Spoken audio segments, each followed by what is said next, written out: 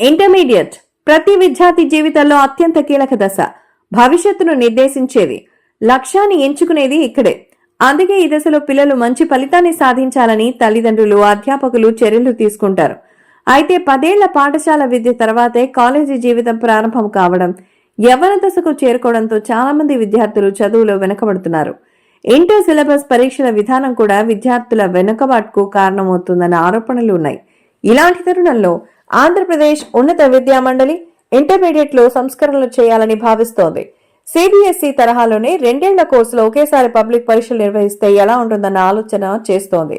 సిబిఎస్ఈలో 11వ తరగతికి పబ్లిక్ పరీక్షలు లేవు, 12వ తరగతిలో మాత్రమే ఉంటాయి. ఈ మార్కులనే ఉన్నత విద్యా సంస్థల్లో ప్రవేశాలకు పరిగణలోకి తీసుకుంటారు. అందుకే ఏపీ ఉన్నత విద్యా మండలి కూడా సిబిఎస్ఈ తరహాలోనే పరీక్షల విధానంలో సంస్కరణలు చేయాలన్న ఆలోచనలో ఉంది. అయితే ఈ సంస్కరణలను ఏకపక్షంగా తీసుకోకూడదని భావిస్తోంది. ప్రజాభిప్రాయ సేకరణ, తల్లిదండ్రుల అభిప్రాయ సేకరణ చేసిన తర్వాతే తుది నిర్ణయం తీసుకునే అవకాశం ఉంది. ఇందులో భాగంగా అభిప్రాయ సేకరణ ప్రక్రియ జనవరి 8 నుంచి ప్రారంభించాలని నిర్ణయించింది.